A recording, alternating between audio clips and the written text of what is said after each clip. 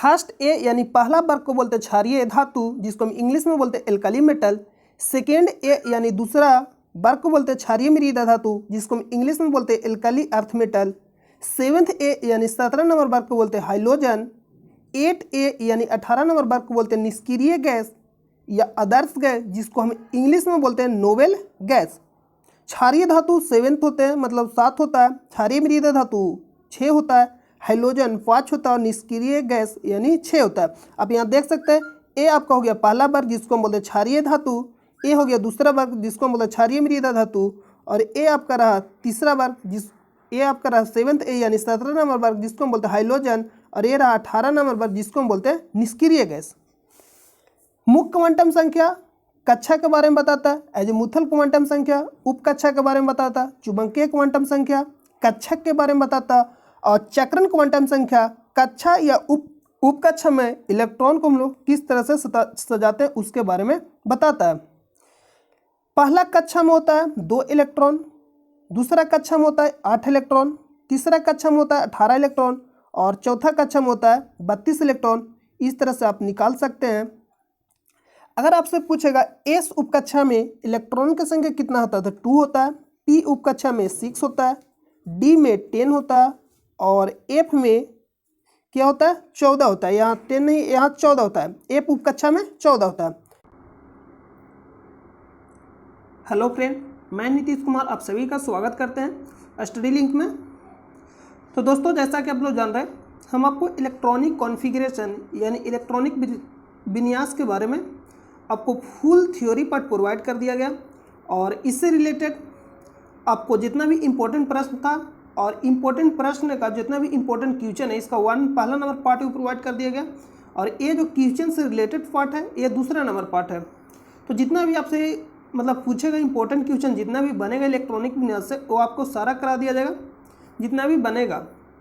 और जो theory part एक आध दो पार्ट अगर छूट गया होगा, उसको आपको लास्ट के जब हम आपको प्रश्न सारा कंप्लीट करा देंगे तो उसको लास्ट में हम करा देंगे। क्योंकि एक आपको से थ्योरी पार्ट छूट गया था, क्योंकि हम वीडियो अपलोड किए थे लेकिन वो डिलीट हो गया था। तो उसको हम जब सारा आपको प्रश्न कंप्लीट करा देंगे तो आपको प्रोवाइड कर देंगे। तो उसका ज़्यादा टेंशन नहीं लीजिएगा, क्योंकि थोड़ा बहुत जो भी आपको रहेगा हम उसको यहाँ क्लियर करते जाएंगे। जैसे मैं आपसे यहाँ वो क्या क्या पूछ सकता है, जैसे मान लीजिए कि ये जो एक्स है एक तत्व है, ये क्या है, ये जो है क्या है, एक्स है, जो एक क्या हो गया तत्व हो गया। ये जेड है, ये ऊपर वाला ए है और नीचे वाला जेड है। तो ए को हम बोलते हैं परमाणु द्रव्यमान, इसको क्या बोलते हैं द्रव्यमान संख्या। द्रव्यमान संख्या,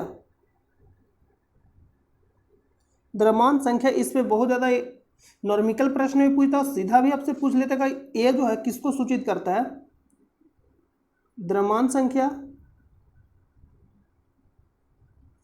और जो जेड हो जाएगा ये सूचित करता है परमाणु संख्या को। परमाणु संख्या को,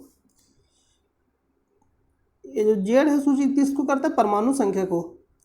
तो ए है द्रव्यमान, तो ए बराबर फार्मूला होता है जेड प्लस एन, यानी द्रव्यमान संख्या बराबर परमाणु संख्या प्लस न्यूट्रॉन संख्या। एन को बोलते हैं न्यूट्रॉन संख्या। ये क्या हो जाएगा न्यूट्रॉन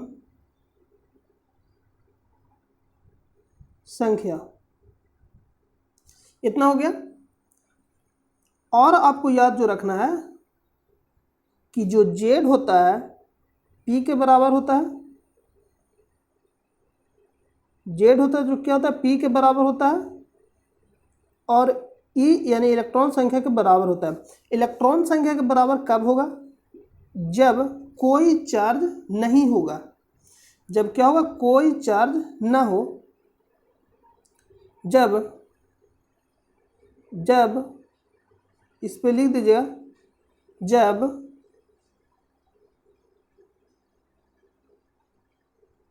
कोई चार्ज न हो, जब कोई चार्ज न हो। इलेक्ट्रॉन बराबर कब होगा, जब कोई चार्ज न हो। इसका कहने का मतलब है, एक एग्जांपल लेते हैं कि जैसे मैं मान लीजिए सोडियम Na+ दे दिया, तो सोडियम का तो Na11 होता है और 23 होता है, यानी परमाणु द्रव्यमान 23 और परमाणु संख्या 11 होता है। लेकिन जैसे ही इसमें अगर आपको बोलेगा इलेक्ट्रॉन संख्या निकालना, इलेक्ट्रॉन की संख्या, तो इलेक्ट्रॉन संख्या जब आप निकालेगा तो इसमें देखिएगा सोडियम जो प्लस है, तो सोडियम प्लस कहने का मतलब है, प्लस मतलब क्या हो गया कि त्याग दिया, इलेक्ट्रॉन के क्या कर दिया, त्याग कर दिया। और माइनस कहने का मतलब किसी से लिए थे, हम आपको बताए थे, जब आप धातु देखिएगा तो वहाँ भी आपको समझ में पूरा अच्छा तरह से आ जाएगा। और अगर आप नहीं देखें, थ्योरी पार्ट आपको देखना बहुत ज़्यादा जरूरी है। तब क्या करिएगा कि वीडियो को रेगुलर देखते रहिए, तो आपको सारा समझ में आएगा। तो ये आपका हो गया। तो इलेक्ट्रॉन संख्या निकालने के लिए आपको क्या करना पड़ेगा यहाँ, कि जो 11 तो हो गया परमाणु संख्या, लेकिन एक इलेक्ट्रॉन त्याग दिया, कहने का मतलब एक घट जाएगा, तो कितना हो जाएगा, 10 हो जाएगा। इलेक्ट्रॉन की संख्या को निकालने के लिए आपको क्या करना पड़ेगा, चार्ज को घटाना पड़ेगा, मतलब आवेश। यहाँ आप लिख सकते हैं, चार्ज कहने का मतलब कोई आवेश ना हो। आवेश बोले तो प्लस माइनस दोनों होता है, कोई आवेश ना हो, तो ये आपको घटाना पड़ेगा। इतना समझ में आ गया। और प्रोटॉन पी क्या, तो प्रोटॉन संख्या पी क्या हो जाएगा, प्रोटॉन संख्या। तो होप कि आपको सारा समझ में आ गया हुआ।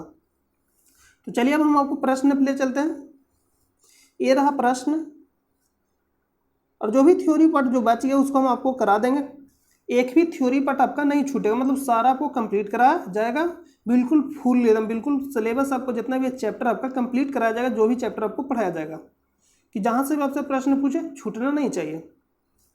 तो पहला प्रश्न है कि एक तत्व का इलेक्ट्रॉनिक विन्यास 2, 8, 7 है, तो इसकी संयोजकता क्या होगा। तो ये तो आप अगर थ्योरी पार्ट नहीं देखो तो आपको समझ में नहीं आएगा। संयोजकता निकालने के लिए हम बताए थे, जो अंतिम कक्षा में होता है वो होता है इलेक्ट्रॉन की संख्या, संयोजी इलेक्ट्रॉन की संख्या होता है अंतिम कक्षा में। तो संयोजी इलेक्ट्रॉन की संख्या 7 है, तो हम आपको बता कि जब भी 5, 6, 7 रहेगा तो उसको हम लोग क्या करेंगे कि 8 में से घटाना पड़ेगा। तो 8 में से 7 को घटाइएगा तो कितना आएगा, 1 आएगा, यानी जो आपका संयोजकता आ जाएगा कितना आ जाएगा, 1 आ जाएगा। ये आपका जो आंसर होगा ऑप्शन नंबर बी राइट हो जाएगा। तो ये आपको थ्योरी पार्ट देखना पड़ेगा। किसी तत्व का इलेक्ट्रॉनिक विन्यास 2, 8, 5 है, यानी 2, 8, 5 है, तो इसके प्रोटॉन की संख्या ज्ञात कीजिए। तो प्रोटॉन की संख्या बराबर क्या होता है, देखिए आपको हम बताएं कि प्रोटॉन की संख्या बराबर होता है परमाणु संख्या, यानी परमाणु संख्या ज्ञात करना है। प्रोटॉन की संख्या होता है परमाणु संख्या, तो प्रोटॉन की संख्या यहाँ ज्ञात करना है, इसके कहने का मतलब परमाणु संख्या ज्ञात करना। तो इसको टोटल को जोड़ दीजिएगा तो क्या आ जाएगा, परमाणु संख्या यानी प्रोटॉन की संख्या। प्रोटॉन की संख्या बराबर परमाणु संख्या, यानी P बराबर Z। तो कितना हो जाएगा, 15, ऑप्शन नंबर बी। अगला प्रश्न है, उस 3 तत्वों को नामित करें जिसके सबसे बाहरी सेल में केवल 1 इलेक्ट्रॉन होता है। तो ये आया सबसे पहला वर्ग। तो फर्स्ट एक वर्ग में कितना होता है, सभी के बाहरी जो कक्षा होता है उसमें इलेक्ट्रॉन की संख्या कितना होता है, 1 होता है। और सेकेंड ए में कितना होता है, 2 होता है। तो हम आपको पहला याद करने के लिए बोलते हैं वर्ग, दूसरा वर्ग, और 17 नंबर वर्ग और 18 नंबर वर्ग। तो ये आपको याद रखना बहुत ज़्यादा जरूरी है। तो आपको मालूम है कि पहला वर्ग में आता है सोडियम, पोटेशियम, लिथियम, हाइड्रोजन। तो आप यहाँ जो भी अगर एक भी तत्व का नाम याद है तो आप इसमें से छाट सकते हो ऑप्शन से। देखिए मैग्नीशियम, कैल्शियम, मैग्नीशियम आपको मालूम है कि दूसरा वर्ग का तत्व तो नहीं होगा। लिथियम, सोडियम, पोटेशियम, तो लिथियम ही पहला वर्ग का, सोडियम ही पहला वर्ग का, पोटेशियम ही पहला वर्ग का। तो ऑप्शन नंबर ए राइट हो जाएगा। या आपको याद है, या मान लीजिए कि आपको याद है परमाणु संख्या, सोडियम का परमाणु संख्या अगर याद है आपको कि Na11 होता है, सोडियम 11 होता है। तो इसको जब आप तोड़िएगा 2, 8 कितना 1 में टूटेगा, कहीं के 8, 2, 10, 1, 11, यानी 11 पूरा करना। तो लास्ट जो होगा वही आपका क्या हो जाएगा, इलेक्ट्रॉन की संख्या, तो 1 हो जाएगा। ये लिख रहा है सबसे बाहरी सेल में केवल 1 इलेक्ट्रॉन हो, तो सबसे बाहरी सेल में केवल 1 इलेक्ट्रॉन है, यानी सोडियम का। तो ऑप्शन नंबर बी। सभी को भी आप चेक कर सकते हैं, पोटेशियम को भी, लिथियम को भी तोड़कर। अगला प्रश्न चलते हैं। एल्युमिनियम परमाणु में इलेक्ट्रॉनों का सही वितरण कौन सा है? एल्युमिनियम परमाणु में इलेक्ट्रॉनों का सही वितरण कौन सा है? तो एल्युमिनियम कहने का मतलब है कि एल्युमिनियम का परमाणु संख्या कितना होता है? 13 होता है। तो 13 को जब आप तोड़िएगा तो पहला कक्षा में तो 2 इलेक्ट्रॉन जाएगा, दूसरा में 8, तो 8 2 10 हो जाएगा, तो बचा कितना? 3। तो तीसरा कक्षा में कितना इलेक्ट्रॉन जाएगा? 3। तो ये हो जाएगा सही इसका इलेक्ट्रॉनिक विन्यास, यानी 283। तो 283 किसमें? ऑप्शन नंबर बी में। अगला प्रश्न चलता है। एक तत्व के आइसोटोप की द्रव्यमान संख्या 298 है। आइसोटोप, अभी इस पर ध्यान नहीं दीजिएगा। आइसोटोप कहने का मतलब ये बात कर रहा है समस्थानिक के बारे में, और आइसोबार कहने का मतलब संभारिक के बारे में। तो आपको अभी आइसोटोप और आइसोबार पे ध्यान नहीं देना है, हम आपको बताएंगे कहाँ, जब आपका जो जितना भी प्रश्न है वो सारा आपको कवर कर लेंगे, तो आपको हम लास्ट में इसका थ्योरी प्रोवाइड कर देंगे। तो यहाँ द्रव्यमान संख्या, तो द्रव्यमान संख्या दिया गया 298, यानी कहने का मतलब ए दिया गया 298 है। यदि इसके नाभिक में 196 न्यूट्रॉन है, न्यूट्रॉन कहने का मतलब एन दिया गया, न्यूट्रॉन बोले तो एन दिया गया 196, तो इसकी परमाणु संख्या कितना होगा? तो वेरी सिंपल है, यहाँ से आप इसको निकाल सकते हैं। देखिए आप, अभी हम आपको थ्योरी पार्ट बताया कि ए तो आपका फार्मूला हो गया, तो ए फार्मूला हो गया, तो इसमें आप क्या कर सकते हैं कि आपको मान लीजिए कि एन निकाल न्यूट्रॉन संख्या, तो यहाँ आप इसको निकाल सकते हैं इस तरह से, इसको यहाँ आप क्या कर सकते हैं, इस तरह भी तो कर सकते हैं। ए माइनस ए जो है इसको हम लोग ला लेते हैं इधर, माइनस हो जाएगा बराबर जेड। ए एक फार्मूला भी बना सकते हैं, यानी परमाणु संख्या निकालने के लिए, या तो हम लोग एक फार्मूला बना सकते हैं ए माइनस इस बराबरी हम लोग जेड को लाते हैं इधर, तो इतना हो जाएगा बराबर एन, यानी न्यूट्रॉन संख्या निकल जाएगा बराबर एन। तो यानी द्रव्यमान संख्या में से क्या करना पड़ेगा? तो परमाणु संख्या को घटाना पड़ेगा। तो यहाँ हम लोग यही करेंगे कि द्रव्यमान संख्या में से किसको घटाएंगे? परमाणु संख्या को। तो बस ए माइनस जेड कर, यानी इसको घटा लेना, तो घटाइएगा तो आएगा 2, 9 में से 9 जाएगा 0, 1, 102 आएगा, यानी ऑप्शन नंबर बी। तो ऐसे बहुत ज़्यादा फार्मूले, जितना भी आपको हम प्रश्न करा रहे हैं सारा इंपॉर्टेंट प्रश्न है, आप सिर्फ ध्यान से प्रश्न करिए या थ्योरी पार्ट को पढ़ते जाइए, मतलब रेगुलर वीडियो को देखिए, आपको कहीं प्रॉब्लम नहीं होगा। लास्ट में शुरू में हम आपको रिवीजन करने के भी लगाते हैं, क्योंकि मेरा उद्देश्य है कि आपको याद होना चाहिए। जितना बार आप रिवीजन करिएगा तो आपको याद हो जाएगा। परमाणु क्रमांक को किस अक्षर द्वारा निरूपित किया जाता है? परमाणु क्रमांक को हम बोले थे कि जेड द्वारा हम लोग निरूपित करते हैं। ए हो जाएगा परमाणु क्रमांक, और ए क्या हो जाएगा? द्रव्यमान को निरूपित करता है, ए द्रव्यमान को बताता है, ए द्रव्यमान हो जाएगा, और ये तो बड़ा वाला एन किसी को नहीं बताता है, और एक्स तत्व के बारे में हम बताते हैं, ऑप्शन नंबर सी हो जाएगा। अगला प्रश्न चलते हैं। किसी तत्व की परमाणु संख्या को निश्चित किया जाता है। तो किसी तत्व की परमाणु संख्या, तो परमाणु संख्या मान लीजिए आप प्रश्न को नहीं समझ में तो ऑप्शन को पढ़िए कि एक अणु में इलेक्ट्रॉन की संख्या, तो परमाणु संख्या जितना होता है उतना इलेक्ट्रॉन का संख्या होता है।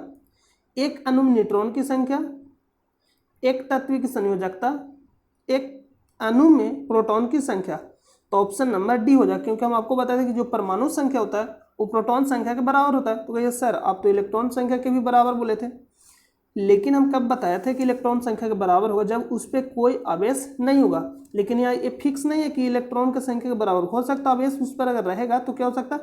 घट भी सकता है और बढ़ भी सकता है। तो यानी आपका सेकेंड आंसर हो सकता है, ये आपका क्या हो सकता है? Second answer, option number D right हो जाएगा। तो अगला प्रश्न पे चलते हैं।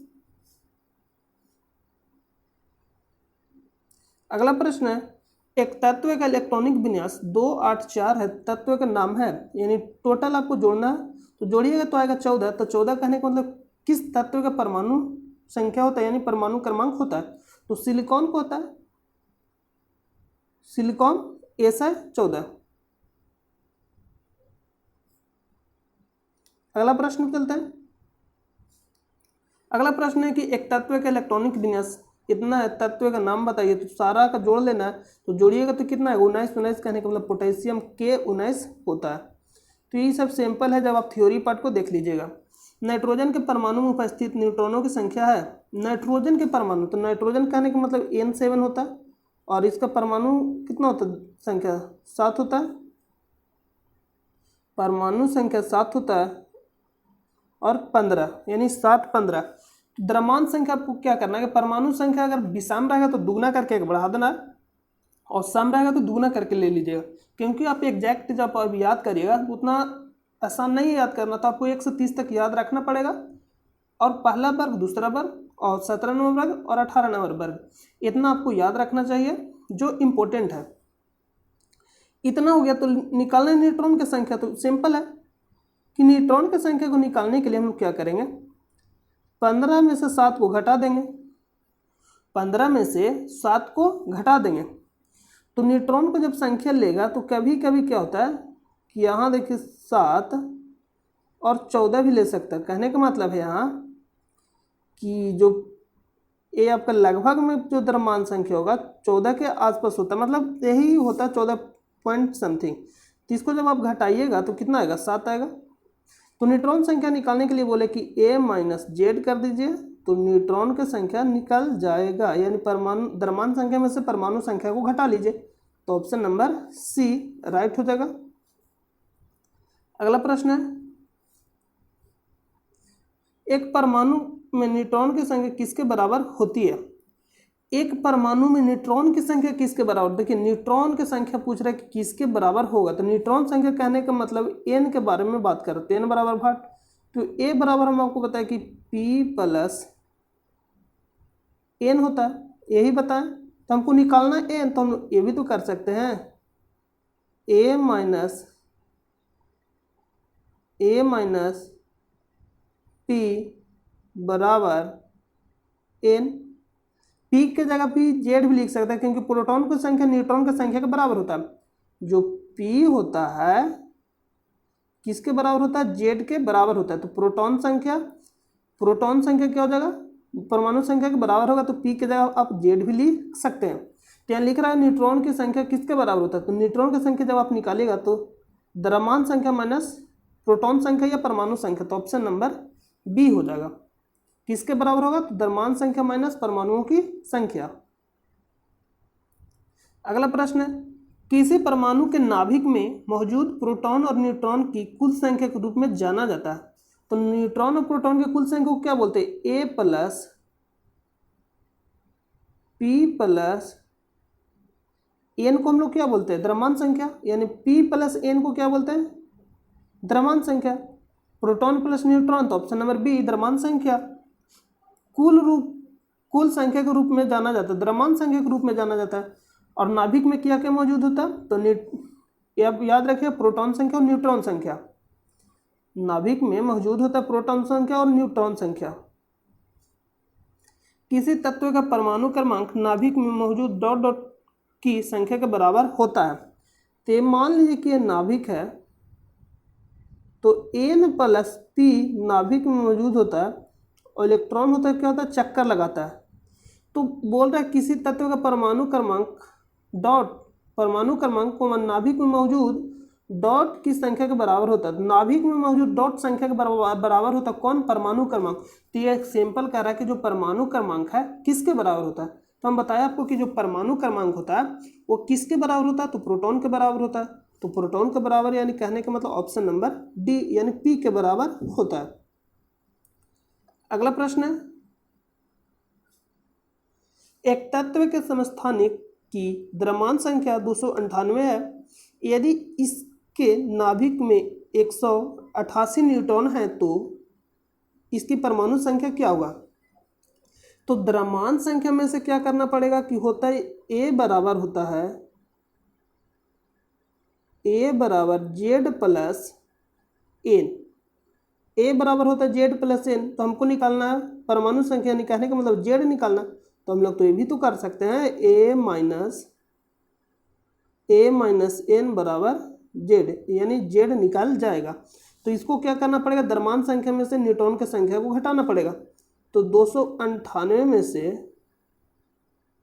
188 को घटाइएगा तो कितना आएगा 0, 9 में से 8 जाएगा 1 और 2 में से 1 जाएगा 1, यानी 110। तो ऑप्शन नंबर डी। अगला प्रश्न पे चलते हैं। अब फार्मूला पे भी बैठा सकते हैं यहाँ, जिसमें a माइनस जेड दिया तो a बराबर कितना दिया गया, आप गिवन दैट कर सकते हैं कि a बराबर 298। तो ये सब टाइम पास है, तो आप खुद से भी कर सकते हैं। a बराबर 298, n बराबर दिया गया 188, तो z बराबर निकालना है 8। तो आप इस तरह से भी कर सकते हो। फिर आप इसको यहाँ बैठाइएगा फार्मूला पे, माइनस 188 बराबर z, तो घटा के कितना घटाइएगा तो कितना आएगा 110, तो यानी z बराबर 110। इस तरह से भी आप निकाल सकते हैं। तो यहाँ टाइम पास नहीं करना, आपको सीधा इसमें घटा लेना है, क्योंकि एग्जाम में इतना टाइम नहीं होता है। तत्व जिनकी द्रव्यमान संख्या एक समान है परंतु भिन्न परमाणु संख्या कहलाती है। देखिए इसके बारे में आपको थोड़ा बता देते हैं। बस इसमें आपको ये याद रखना है, द्रव्यमान संख्या समान किंतु परमाणु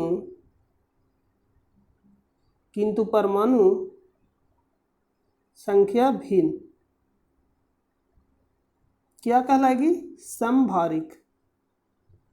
मतलब जिसका भार समान हो यानी द्रव्यमान समान हो, क्या कहलाएगा, समभारिक।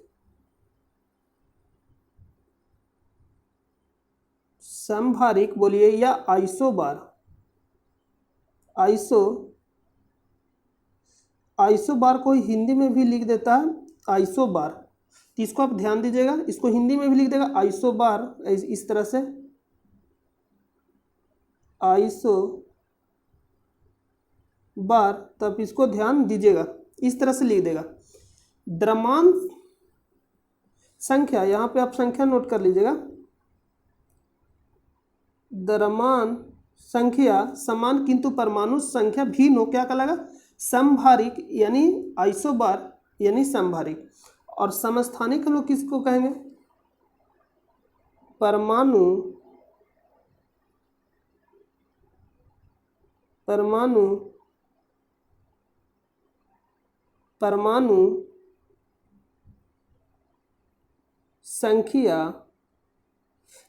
संख्या समान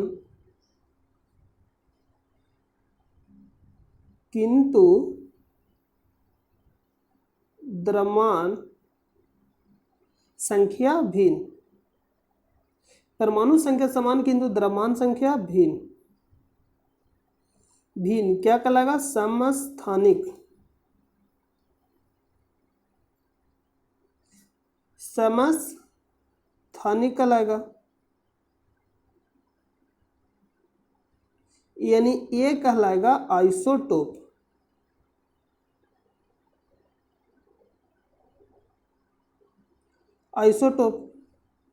तो आप इसको ध्यान दें, हिंदी में भी लिख देगा आइसोटोप, जिस तरह से भी आपको बताएं कि हिंदी में भी लिख देगा आइसोटोप।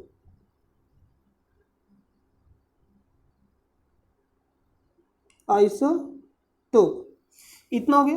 तो अभी आप इतना ध्यान दीजिए, बस आपको हम एग्जांपल देके, इसका जो थ्योरी पार्ट है क्या हुआ था कि डिलेट हो गया था, तो हम आपको जब प्रश्न सारा आपको कंप्लीट करा देंगे तो आपको लास्ट में इसका थ्योरी पार्ट दे देंगे, आपको प्रोवाइड कर दिया जाएगा। तो अभी के लिए आप इतना सिर्फ जानिए कि आइसोबार क्या होता है और आइसोटोप क्या होता है। तो आइसोटोप कहने का मतलब समस्थानिक, समअस्थानिक, सम का मतलब बराबर होता है और स्थानिक का मतलब क्या होता है, स्थान। तो स्थान किससे पता चलेगा, परमाणु संख्या से। स्थान जो पता चलेगा कि कौन सा जो सोडियम है कहाँ पे है, और ये आपका मैग्नीशियम हो, ये सब चलता है किससे, परमाणु संख्या से। तो इसका कहने का मतलब समस्थानिक, जिसका जो स्थान है समान है। तो इसका कहने का मतलब हो गया कि जिसका परमाणु संख्या समान हो किंतु द्रव्यमान संख्या क्या हो, अलग अलग हो, क्या कहलाएगा, समस्थानिक कहलाएगा। जैसे में अगर लेते हैं C6 12 C6 14, तो आपका एग्जाम्पल देके हम आपको बताएंगे जब हम आपको इसका थ्योरी पार्ट प्रोवाइड करेंगे। ये हो गया।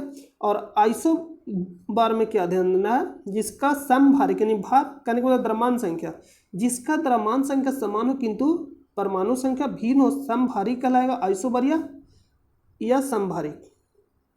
तो यहाँ प्रश्न है, प्रश्न में पूछ रहा है कि द्रव्यमान संख्या एक समान, द्रव्यमान संख्या कहने का मतलब भार समान, मतलब इसका कहने का मतलब आपको रिलेट कर रहे हैं, तो भार समान कहने का मतलब आइसोबार, आइसोबार को ही हिंदी में बोलते हैं समभारिक। तो आप ध्यान दीजिएगा, समभारिक इसी को बोलते हैं, तो इंग्लिश में भी दे देता है।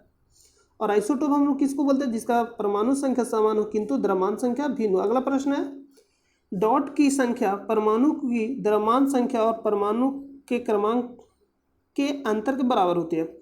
लिख रहा डॉट की संख्या परमाणु की द्रव्यमान संख्या और क्रमांक के अंतर के बराबर होती है। क्रमांक अंतर यानी कहने का मतलब है कि ए माइनस जो जेड है किसके बराबर होता है।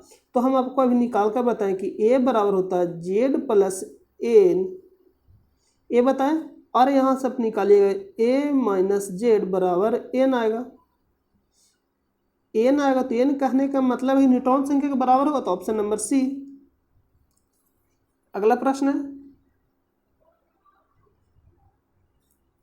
किसी तत्व की परमाणु संख्या कैसे निर्धारित की जाती है। किसी तत्व की परमाणु संख्या कैसे निर्धारित किया जाएगा, तो परमाणु संख्या लिख रहे एक परमाणु में स्थित इलेक्ट्रॉन की संख्या, तो इलेक्ट्रॉन संख्या कभी भी चेंज हो सकता है। एक परमाणु में स्थित न्यूट्रॉन की संख्या, तो न्यूट्रॉन संख्या तो बराबर होता नहीं है परमाणु संख्या के। एक तत्व की संयोजकता तो होगा नहीं। एक परमाणु में स्थित प्रोटॉन की संख्या, तो ऑप्शन नंबर डी राइट होगा, ये आपका सेकेंड आंसर होगा, क्योंकि इलेक्ट्रॉन जो होता है जो चेंज होता रहता है, जब भी उस पर आवेश आएगा चार्ज आएगा तो क्या होगा, बढ़ते घटते रहता है, तो इस पर मतलब कोई भरोसा नहीं होता। लेकिन जो प्रोटॉन संख्या होता है परमाणु संख्या के ही क्या होता है, बराबर होता है, तो इससे भी निर्धारित किया जा सकता है परमाणु संख्या को। तो अगला प्रश्न पे चलते हैं। एक तत्व का परमाणु भर W है, ठीक है, W ले लेना, और परमाणु संख्या N है, तो N ले लेंगे, N। इस परमाणु के केंद्र प्रोटॉन की संख्या कितनी होगी। सिंपल पूछा है, इसमें कुछ नहीं कर रहा, लिख रहा है कि परमाणु भार जो W है, परमाणु संख्या जो N है, इस परमाणु के केंद्र में प्रोटॉन की संख्या कितनी होगी। तो कहने का मतलब है यहाँ जो A बराबर आपको रखना है, W रखना, और जो Z बराबर रखना है बड़ा N लेना है। कहने का मतलब N बोला परमाणु संख्या, इतना रखना, तो प्रोटॉन की संख्या होगी। तो हम आपको बताया कि जो परमाणु संख्या होता है प्रोटॉन संख्या के बराबर होता है, तो परमाणु संख्या बराबर क्या लेने के लिए बोल रहा है N, यानी प्रोटॉन की संख्या जो N के बराबर हो जाएगा, ऑप्शन नंबर ए। लेकिन अगर आपको बोल देता है कि न्यूट्रॉन की संख्या किसके बराबर होगा, तो न्यूट्रॉन की संख्या निकालने के लिए आपको क्या करना पड़ेगा, ए माइनस जेड बराबर एन, ये फार्मूला लगाना पड़ेगा, क्योंकि हम आपको बार बार बता रहे हैं कि कैसे फार्मूला आता है। तो ए बराबर आपको रखना पड़ेगा W, ए बराबर आपको क्या रखना पड़ेगा W, और Z बराबर बड़ा एन। तो आपको न्यूट्रॉन की संख्या पूछता तो क्या बताते W माइनस एन। तो आई होप का आपको समझ में आ गया होगा। अगला प्रश्न पे चलते हैं।